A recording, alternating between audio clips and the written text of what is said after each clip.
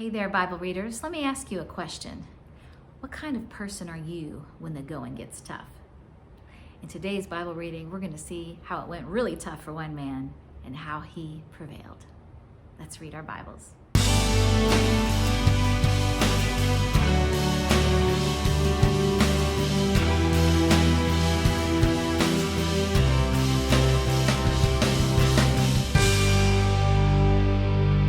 Bible readers, it is day 14 and we are reading in Genesis chapter 40.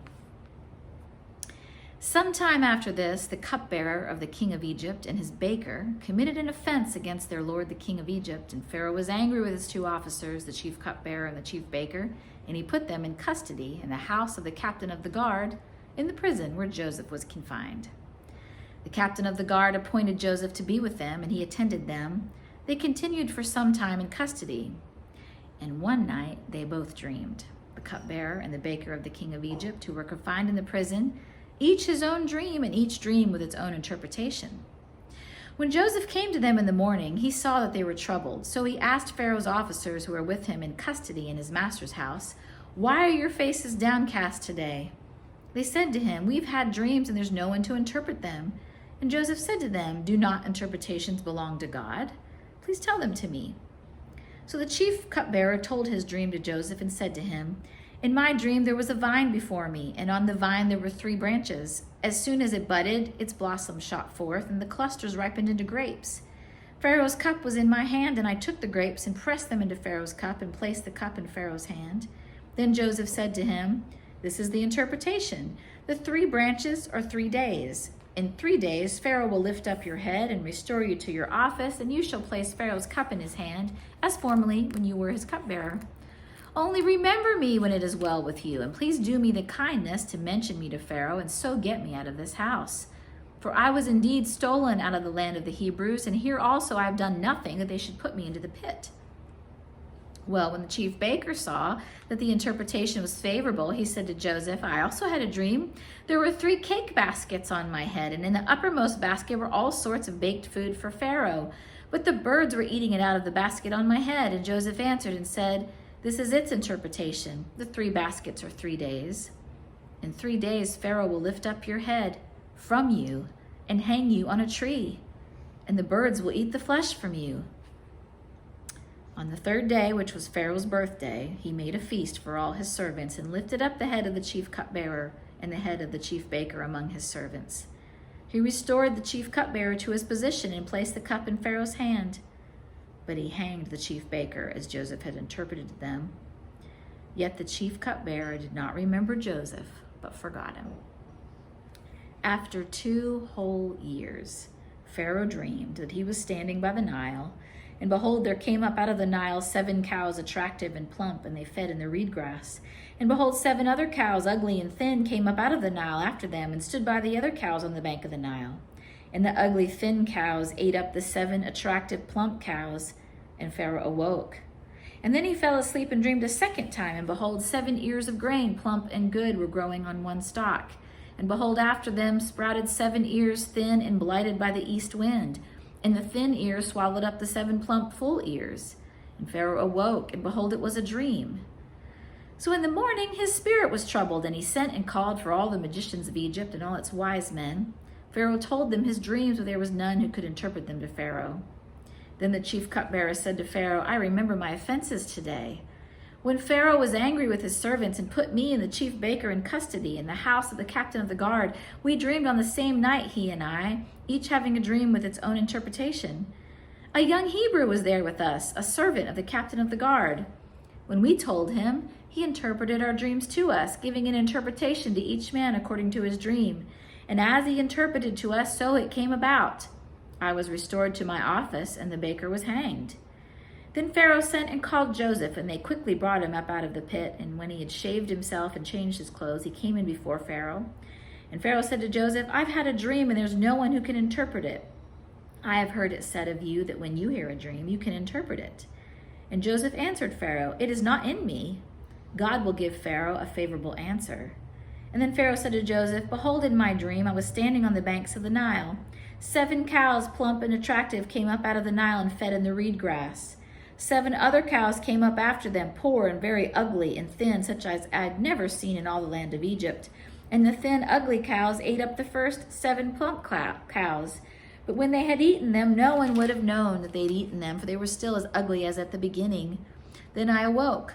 I also saw in my dream 7 ears growing in one stalk, full and good. 7 ears, withered, thin, and blighted by the east wind, sprouted after them. And the thin ears swallowed up the 7 good ears. As I told it to the magicians, there was no one who could explain it to me. Then Joseph said to Pharaoh, the dreams of Pharaoh are one. God has revealed to Pharaoh what he's about to do. The 7 good cows are 7 years, and the 7 good ears are 7 years. The dreams are one. The 7 lean and ugly cows that came up after them are 7 years, and the 7 empty ears blighted by the east wind are also 7 years of famine. It is as I told Pharaoh. God has shown to Pharaoh what he's about to do. There will come 7 years of great plenty throughout all the land of Egypt. But after them there will arise 7 years of famine, and all the plenty will be forgotten in the land of Egypt. The famine will consume the land, and the plenty will be unknown in the land by reason of the famine that will follow, for it will be very severe.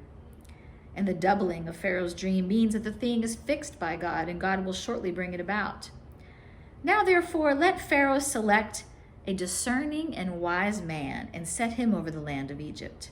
Let Pharaoh proceed to appoint overseers over the land, and take 1/5 of the produce of the land of Egypt during the 7 plentiful years, and let them gather all the food of these good years that are coming, and store up grain under the authority of Pharaoh for food in the cities, and let them keep it. That food shall be a reserve for the land against the 7 years of famine that are to occur in the land of Egypt, so that the land may not perish through the famine. This proposal pleased Pharaoh and all his servants. And Pharaoh said to his servants, can we find a man like this, in whom is the Spirit of God? Wouldn't you like that to be said about you? And then Pharaoh said to Joseph, since God has shown you all this, there's none so discerning and wise as you are. You shall be over my house, and all my people shall order themselves as you command. Only as regards the throne will I be greater than you. And Pharaoh said to Joseph, see, I've set you over all the land of Egypt. And then Pharaoh took his signet ring from his hand and put it on Joseph's hand, and clothed him in garments of fine linen, and put a gold chain about his neck. And he made him ride in his 2nd chariot, and they called out before him, bow the knee. Thus he set him over all the land of Egypt. Moreover, Pharaoh said to Joseph, I am Pharaoh, and without your consent no one shall lift up hand or foot in all the land of Egypt. And Pharaoh called Joseph's name Zaphanath-Paneah, and he gave him in marriage Asenath, the daughter of Potiphar, priest of On. So Joseph went out over the land of Egypt. Joseph was 30 years old when he entered the service of Pharaoh, king of Egypt. And Joseph went out from the presence of Pharaoh and went through all the land of Egypt. During the 7 plentiful years the earth produced abundantly. And he gathered up all the food of these 7 years which occurred in the land of Egypt, and put the food in the cities. He put in every city the food from the fields around it. And Joseph stored up grain in great abundance like the sand of the sea, until he ceased to measure it, for it could not be measured. And before the year of famine came, 2 sons were born to Joseph. Asenath, the daughter of Potiphar, priest of On, bore them to him. Joseph called the name of his firstborn Manasseh, for he said, God has made me forget all my hardship and all my father's house. The name of the second he called Ephraim, for God has made me fruitful in the land of my affliction. The 7 years of plenty that occurred in the land of Egypt came to an end, and the 7 years of famine began to come, as Joseph had said. There was famine in all the lands, but in all the land of Egypt there was bread. And when all the land of Egypt was famished, the people cried to Pharaoh for bread, and Pharaoh said to all the Egyptians, go to Joseph, what he says to you do. So when the famine had spread over all the land, Joseph opened all the storehouses and sold to the Egyptians, for the famine was severe in the land of Egypt. Moreover, all the earth came to Egypt to Joseph to buy grain, because the famine was severe over all the earth. When Jacob learned that there was grain for sale in Egypt, he said to his sons, well, why do you look at one another? He said, behold, I've heard that there is grain for sale in Egypt. Go down and buy grain for us there, that we may live and not die. So 10 of Joseph's brothers went down to buy grain in Egypt, but Jacob did not send Benjamin, Joseph's brother, with his brothers, for he feared that harm might happen to him. Thus the sons of Israel came to buy among the others who came, for the famine was in the land of Canaan. Now Joseph was governor over the land. He was the one who sold to all the people of the land. And Joseph's brothers came and bowed themselves before him with their faces to the ground.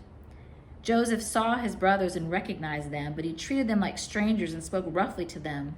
"Where do you come from?" he said.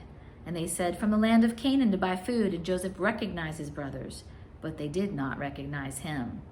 And Joseph remembered the dreams that he had dreamed of them, and he said to them, "You are spies. You've come to see the nakedness of the land." They said to him, "No, my lord. Your servants have come to buy food. We are all sons of one man. We are honest men. Your servants have never been spies." He said to them, "No, it is the nakedness of the land that you've come to see." And they said, "We, your servants, are 12 brothers, the sons of one man in the land of Canaan. And behold, the youngest is this day with our father, and one is no more." But Joseph said to them, "It is as I said to you, you are spies. By this you shall be tested. By the life of Pharaoh, you shall not go from this place unless your youngest brother comes here. Send one of you and let him bring your brother while you remain confined, that your words may be tested whether there's truth in you. Or else, by the life of Pharaoh, surely you are spies." And he put them all together in custody for 3 days. On the 3rd day, Joseph said to them, "Do this and you will live, for I fear God. If you are honest men, let one of your brothers remain confined where you are in custody, and let the rest go and carry grain for the famine of your households. And bring your youngest brother to me, so your words will be verified and you shall not die." And they did so. And then they said to one another, "In truth, we are guilty concerning our brother, and that we saw the distress of his soul when he begged us and we did not listen. And that is why this distress has come upon us." And Reuben answered them, "Didn't I tell you not to sin against the boy, but you did not listen? So now there comes a reckoning for his blood."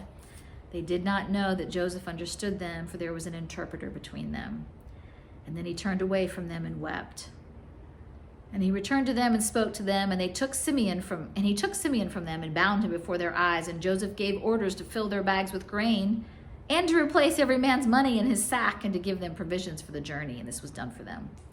Then they loaded their donkeys with their grain and departed. And as one of them opened his sack to give his donkey fodder at the lodging place, he saw his money in the mouth of his sack. And he said to his brothers, "My money's been put back. Here it is in the mouth of my sack." And at this, their hearts failed them, and they turned trembling to one another, saying, "What is this that God has done to us?" When they came to Jacob their father in the land of Canaan, they told him all that had happened to them, saying, "The man, the lord of the land, spoke roughly to us and took us to be spies of the land. But we said to him, 'We're honest men. We've never been spies. We're 12 brothers, sons of one father. One is no more, and the youngest is this day with our father in the land of Canaan.' And then the man, the lord of the land, said to us, 'By this I shall know that you are honest men. Leave one of your brothers with me and take grain for the famine of your households and go to your way.